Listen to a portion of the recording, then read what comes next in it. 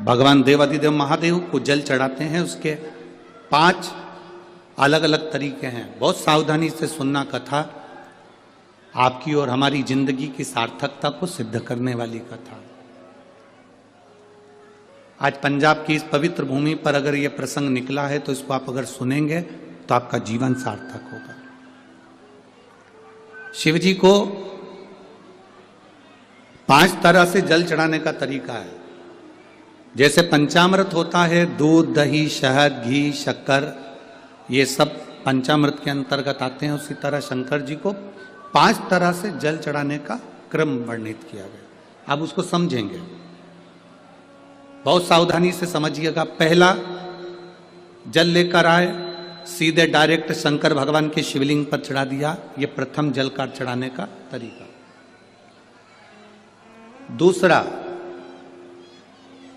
जहां से पानी बहकर जाता है, जहां से जल बहकर जा रहा है, उसके ठीक विपरीत जल उत्तर में जा रहा है, आप दक्षिण में खड़े होंगे और दक्षिण में खड़े होकर उत्तर की ओर मुख करेंगे और शिव जी को जल समर्पित करेंगे।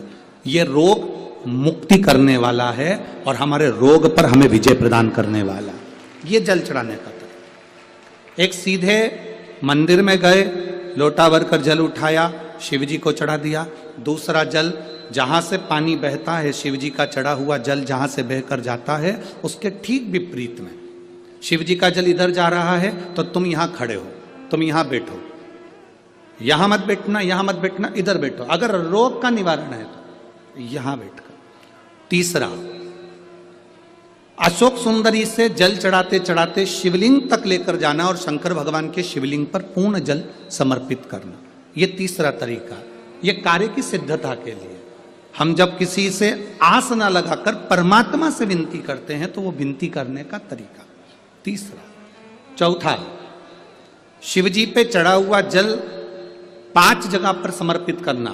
गणेश जी, कार्तिकेय, अशोक सुंदरी, शिवलिंग और जलाधारी। ये चौथा क्रम है। जब जिस नारी का, जैसे मेरा नाम मोनिका है, मेरे पति का नाम संजय सिंह है, मैं दिल्ली स्वरूप नगर के निवासी हूं, मेरा फोन नंबर ये है। कहीं बैठी हैं? मैं बाबू को लाए हैं क्या? नहीं लाए? ठीक है, मैं प्रणाम करने के लिए लाई हूं। गुरुदेव, बाबा बाबा है। बैठी है बहन। शिव तत्व है। एक जल चढ़ाने का तरीका, शिव जी को हम जो जल चढ़ाते हैं उसका एक तरीका भी हमारी जिंदगी में अगर हमने उसको स्मरण में रख लिया तो हमारी कार्य की सिद्धता को सिद्ध कर देता है, हमें सफलता की ओर लेकर चले जाता है। सीधे जल चढ़ाना, दक्षिण में बैठकर उत्तर की ओर मुख कर कर जल चढ़ाना, अशोक सुंदरी से लेकर शिवलिंग तक जल चढ़ाना, 5 स्थान पर गणेश, कार्तिकेय, अशोक सुंदरी, जलाधारी, शिवलिंग पर जल चढ़ाना 5 स्थान पर। ये चौथे नंबर का। और 5वां जल समर्पित करना।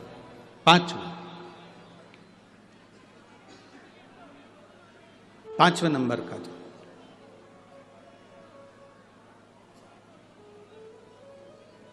शिव जी को 5म नंबर का जो जल आता है, जो जलाधारी है, ऊपर जिसमें पानी भरा रहता है और नीचे एक एक बूंद टपकता रहता है। जलाधारी में जल समर्पित कर कर उसी जल को बचाकर अशोक सुंदरी वाली जगह पर थोड़ा सा चढ़ाकर उसी में से जल शिवलिंग पर जब हम समर्पित करते हैं तो हम जिस कार्य के लिए जा रहे हैं वो कार्य सफल हो।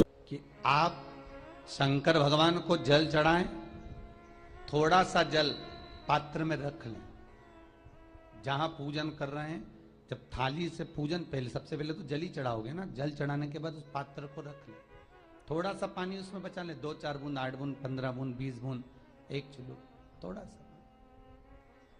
भगवान शिव की आराधना करी, आपने दिया बत्ती करा, पूजन करा, आराधना करी, मंत्र जाप करा, घंटी का नाद करा, और भी लोग आए, उन्होंने भी भगवान का नाम लिया।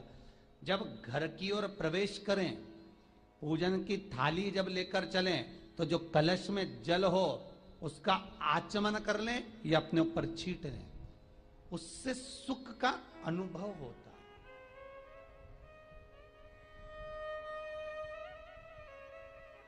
स्कंद पुराण कहती है मनुष्य के जीवन के दुख को समाप्त करने में जल की परिभाषा प्रबल है। फिर निवेदन करूंगा, कहीं जाकर मत रोइए, कहीं जाकर मत कहिए कि आपको तकलीफ क्या है। ना रिश्तेदारों से, ना नातेदारों से, ना कुटुंब से, ना कबीले से, ना अपनों से, किसी से नहीं कहना कि दुख क्या है।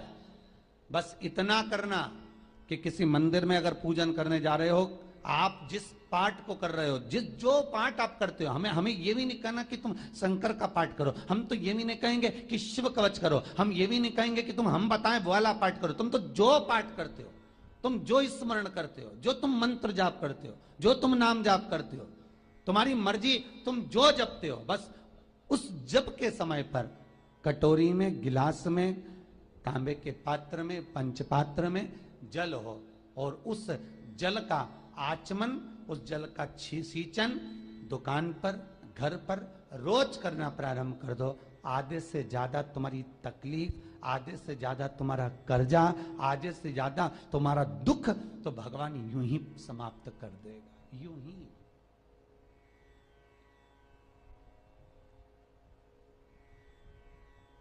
हम जल कौन सा सींचते हैं भगवान अपनी दुकान पर, पानी कौन सा छोड़ते हैं अपने घर पर, जल कौन सा सींचते हैं? जब मटके में से भरकर लिया है, कुंड में से भरकर लिया है, अपने घर में नल में से भरकर लिया है, और वो पानी लाने के बाद में अपन सब दूर छीट दिया। अपन वो वाला पानी कभी नहीं छीटते जो रखा है, जो आराधना के लिए रखा है, साधना के लिए रखा है,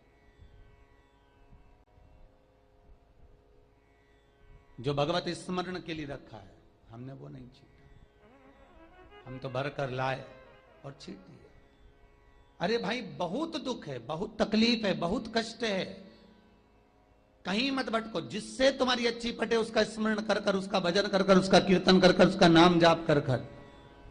हम तो ये भी कहते हैं कि तुम जो भजन कर सकते हो, तुम जो स्मरण कर सकते हो, तुम्हारी चित्तवृत्ति में जो आता हो तुम वो करना।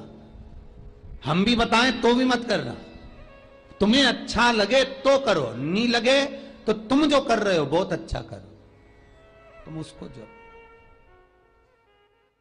ये जो शंकर जी के ऊपर जो जलाधारी रहती है, जिसमें से बूंद बूंद पानी गिरता है, ये जलाधारी में एक लोटा पानी जो हम चढ़ाते हैं और शंकर जी के ऊपर एक एक बूंद जो पानी गिरता है, उस पानी का पुण्य, शास्त्र कहता है श्रावण के महीने में कांवड़ ले जाकर गंगा का जल शिव को समर्पित करना, गंगोत्री से जल लाकर रामेश्वर को समर्पित करना, उससे 1000 गुना पुण्य जलाधारी ने एक लोटा पानी डालकर बूंद बूंद शंकर पे चढ़ाने के बराबर हो जाता है।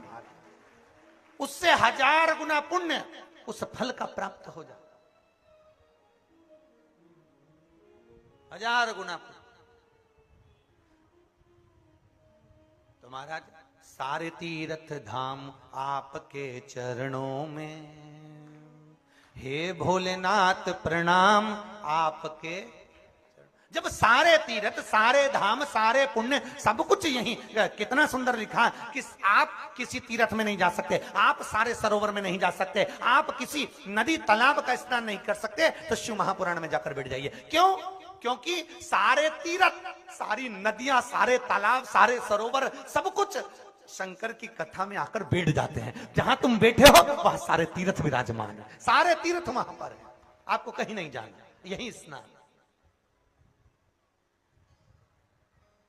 कहां गंगा नहाने जाओ?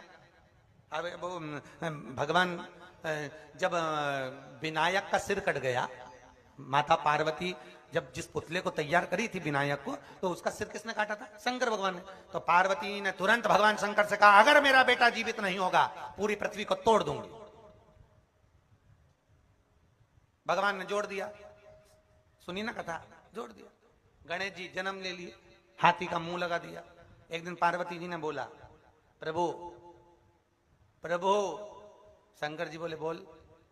प्रभु, बेटा मर गया था तो मैंने गंगा जी से कहा था कि तुझे 1.25 लाख दीप का दान दूंगी अगर मेरा बेटा जिंदा हो जाएगा।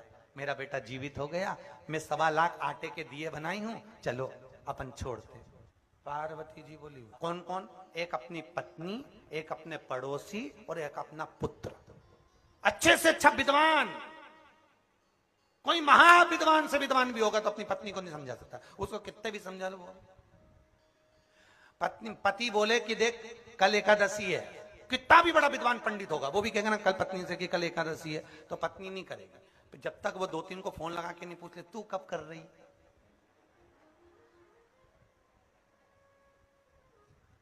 अच्छा, पति दुनिया को पत्रिका देख के बता रही है, दुनिया की ज्योतिषी कर रहा, दुनिया को बता रहा, और ये दुनिया अपने पति को छोड़ के दूसरे से पूछ रही हमारे बेटे का गर्भ बेकार चल रहा, तो वो जिसको दिखाने का वो बोला तुम्हारा पति तो इतना विद्वान, तो इतने में तुम बता रहे हो कि नहीं बता रहे, तो वो इतना विद्वान उससे क्यों ना पूछे। अच्छे से अच्छा विद्वान भी नहीं बता सकता। इसलिए तुम देखना डॉक्टर भले घर में होगा पर डॉक्टर की जो पत्नी होगी इलाज दूसरे के यहीं जाके करो, क्योंकि वो कितना ही बेचारा अच्छे से अच्छी टेबलेट दे दे, अच्छे से अच्छी वो सरी दे दे, पर विश्वास भी तो हो रे। अरे बोलो तो सरी जीजियो, विश्वास भी तो हो, ये तो विश्वास की तो बात नहीं। शंकर भगवान बोले मेरे चरणों में आकर तू दिया लगा दे, या दिया लगा नहीं, तुम मेरे साथ गंगा जी के घाट चलो। चले गए भगवान भोलेनाथ। गणेश जी बोले हम भी चलेंगे। भगवान पार्वती जी बोली इसी के लिए तो मिन्नत करी थी, इसको भी ले चलो। गणेश जी को भी ले गए, गणेश जी को बिठा दिया घाट पे इतनी दूर, यहाँ गंगा बह रही, गणेश